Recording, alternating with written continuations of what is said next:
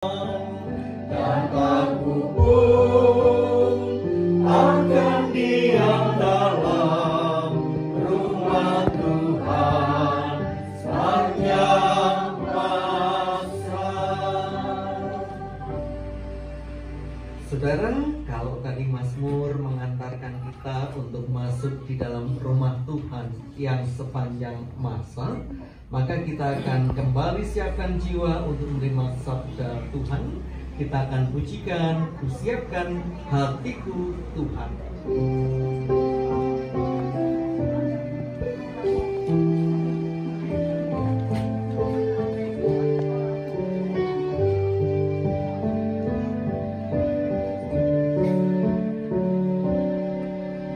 Kusiapkan hatiku Tuhan dengan firman-Mu saat ini,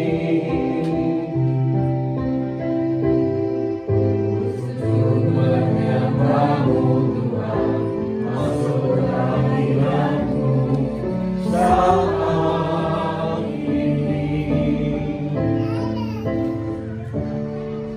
Curahkan urapan-Mu Tuhan bagi jemaat-Mu saat ini. Kusiapkan hatiku Tuhan untuk dengar firman-Mu.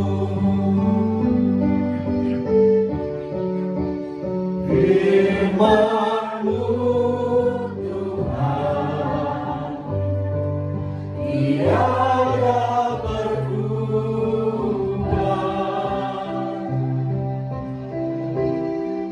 dahulu, sekarang, selama-lamanya tiada berubah.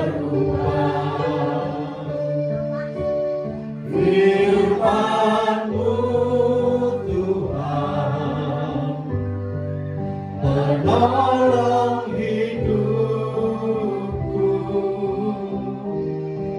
Kusiapkan hatiku Tuhan untuk dengar firman-Mu. Kita berdoa. Firman Tuhan adalah kekuatan dan juga penghiburan. Biarlah firman Tuhan akan kami dengarkan. Bersabdalah ya Tuhan bagi kami semua. Amin. Bapak Ibu, karena di situ sudah dikutipkan di dalam tata ibadat kita firman Tuhan dari Matius 12 ayat 1 sampai dengan 8. Kita akan baca bersautan ayat 1. Saya mulai di mana saya berhenti, Bapak Ibu melanjutkan, dan kita akan baca bersama pada ayat yang ke-8. Pada waktu itu, pada hari Sabat, Yesus berjalan di ladang gandum karena lapar.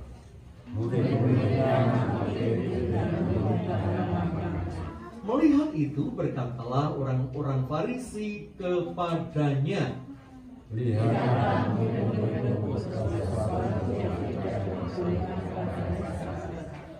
tetapi jawab Yesus kepada mereka,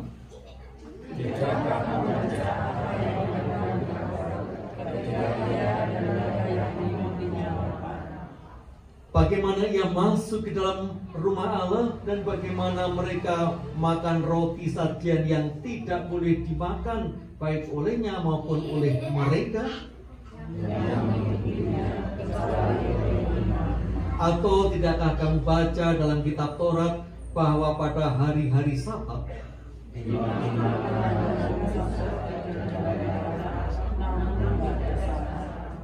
Aku berkata kepadamu, jika memang kamu mengerti maksud firman, yang ku kehendaki ialah belas kasihan dan bukan persembahan. Kita baca bersama. Karena Anak Manusia adalah Tuhan atas hari Sabat. Yang berbahagia ialah pemerhati serta pelaku firman Tuhan. Haleluya.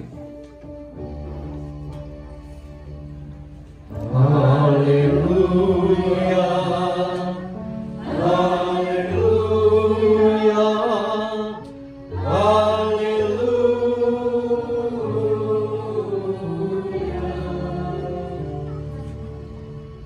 Bapak Ibu, saya hanya dapat informasi tentang memori orang-orang Jawa dulu. Nah, nanti saya cocokkan. Yang punya rumah di pinggir jalan itu menyediakan kendi. Ada yang masih menyediakan kendi saat ini? Oh, nggak laku Bapak Ibu. Ada yang masih ingat? Kalau Mas Joko saya yakin nggak ingat. Mas Joko tahu nggak Mas Joko? Masih nggak pernah punya memori itu ya? Jadi masih ada kendi. Oh, masih ada. Masih disediakan sampai hari ini? Tapi bukan coba jabu ya? Ada yang tahu? Nah, Alvaro mesti nggak tahu. Rumahmu ada nggak kendi di depan rumah? Oh, adanya es krim. Itu bukti sebuah kepedulian bagi orang-orang yang melakukan perjalanan merasa dahaga saat itu, sebelum ada GoFood, sebelum ada es krim di mana-mana. Itu bentuk kepedulian saat itu. Nah, tentu sebuah kepedulian itu perlu dihargai dan ada cerita. Sama yang terjadi di dalam tradisi Yahudi, yaitu ada kesepakatan bahwa para penanam gandum itu membiarkan tanamannya diambil orang yang melakukan perjalanan karena memang lapar. Ayat tadi dikatakan bahwa Tuhan Yesus saat itu lapar dalam perjalanan. Nah, konteksnya lapar. Nah, itu gambaran kalau sekarang ya perusahaan itu harus punya untuk masyarakat CSR, kepedulian. Tetapi sering orang itu tidak mau tahu latar belakangnya, langsung menghakimi. Itu salah, melanggar perintah firman Tuhan, melanggar perintah hari Sabat, hari Minggu, tidak boleh bekerja, tidak boleh melakukan sesuatu di luar ibadah. Kan begitu orang-orang Farisi. Sama Bapak Ibu, perjalanan GKJ Mertoyudan yang mengadakan ibadat penghiburan. Kok 1000 hari? Jadi saya masih ingat anyar-anyarnya belum lama lah gitu ya, masih masuk Mertoyudan beberapa saat, masih ingah ini begitu ya Bapak Ibu, tapi tetap masih ireng. Itu ketika ada jemaat yang minta dilayani ibadat lebih dari 3 kali 7 hari, lalu 40 hari. Bapak Ibu tahu apa yang terjadi? Ada yang SMS. Nah, itu belum BA dulu, SMS. Siapa? Oh, rahasia. Ada. Pak, ini gimana? Orang Kristen kok masih penghiburan? Emang nggak bisa move on? Nah, protes. Oh, ya nggak usah penghiburan lah, kita artikan ucapan syukur. Masa ucapan syukur kok sering? Lo lebih baik sering ya. Siapa nggak suka ucapan syukur kok sering malah diprotes? Nah, Bapak Ibu pernah dimarahi diri ketika mengadakan penghiburan lebih dari 3 hari? Itu dulu, tapi perkembangannya sudah berubah. Apalagi Komisi Laras Katresnan perlu suntikan dana untuk membeli peti. Beda lagi Bapak Ibu. Nah, artinya tadi dikatakan dasar dari tindakan orang beriman itu adalah belas kasihan.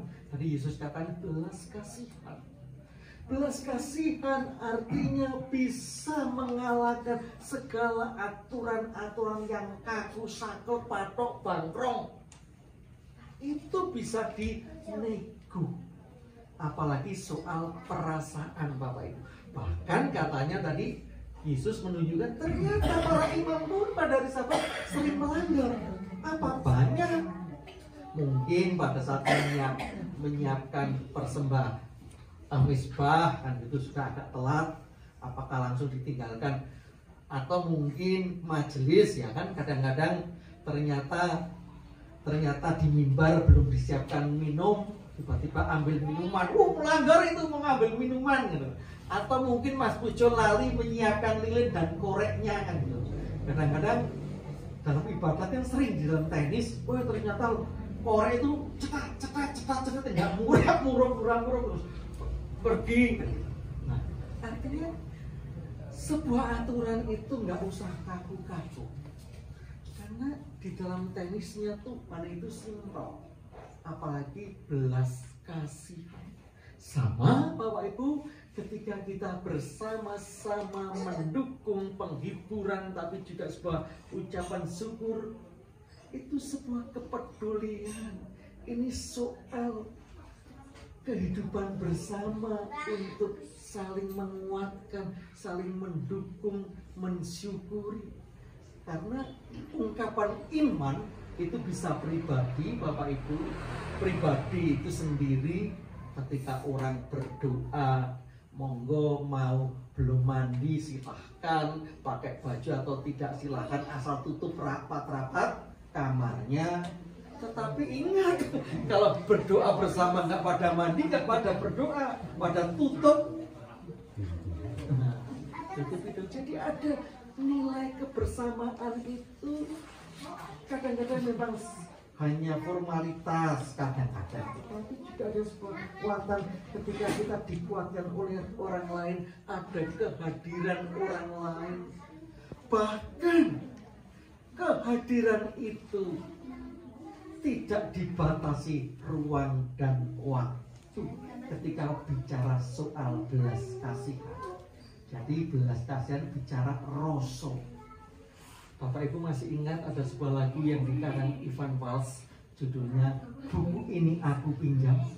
Ada yang ini yang mengatakan gini, saya ingat, memang kita masih muda kan gitu ya, tapi cinta soal hati biar mereka bicara, telinga kita terkunci. Nah, kalau orang jatuh cinta itu nggak usah dibatasi, memang sedang jatuh cinta. Ketika kita punya rasa peduli, itu ternyata memori saudara-saudara kita yang dahulu sudah dipanggil Tuhan, ketika dibangkitkan lagi di dalam kenangan, itu sesuatu kekuatan yang indah sekali Bapak Ibu. Ketika kita mengundang orang-orang tercinta kita, Tuhan memberi kesempatan Pak Bejo ada bersama-sama dengan keluarga di tempat ini. Saya punya kenangan yang masih ingat dengan Pak Bejo. Jadi ini bukan mau ngicil gitu. Ini buktian Bu. Saya ketemu Pak Bejo pertama kali di sini. Pak Bejo menemui saya dengan merokok dan pakai kaos oblong. Itu kesukaannya Pak Bejo. Jadi saya masih ingat itu. Begitu ketika Pak Bejo datang, ketika cerita bagaimana beliau itu sampai ke desa-desa ditunggu orang yang sakit dengan Vespanya, itu luar biasa. Bagaimana? Jadi sampai sana Bapak Ibu, sampai pagar sana, kenal yang namanya Pak Bejo, pernah saya cek nih, dengan tepang, ngertos, ingin dangun dampe tadi Bu, kita terus ngertos loh. Ternyata nama Pak Bejo itu viral pada saat itu sebagai pelayanan kesehatan. Itu cerita-cerita yang indah dan luar biasa, terutama bagi saudara, bagi sanak keluarga. Ternyata luar biasa Tuhan memakai Pak Bejo. Dan hari ini tidak ada salahnya kita bagikan kenangan itu, dan dengan belas kasihan Tuhan kita mendapatkan teladan dari apa yang dilakukan Pak Bejo. Begitu juga keluarga ingin bernostalgia, dan nostalgia itu tidak sendirian, tapi mengajak kita semua dalam kebersamaan. Bukan hanya ibadah. Ada makan-makan Ibu? Oh, masih ada kan? Artinya itulah sebuah sukacita. Hidup di dalam kebersamaan. Jangan sedikit-sedikit menghakimi, jangan sedikit-sedikit melarang. Seperti cerita Tuhan Yesus yang bersama murid-muridnya makan gandum karena saat itu lapar. Lebih penting makanan itu dimakan daripada menjaga peraturan yang kaku. Begitu juga hari ini 1000 hari mengenang Pak Bejo. Jangan takut tidak dosa. Jangan menghakimi, itu sebuah dosa. Ucapan syukur mengenang bagaimana Tuhan sudah memberikan kesempatan keluarga bernostalgia bersama. Pak Bejo bahkan sampai akhir hayat, bagaimana Bapak Bejo setia pada Tuhan. Itu sebuah kenangan yang luar biasa. Keluarga masih bisa melanjutkan perjalanan dan tetap setia di dalam Tuhan.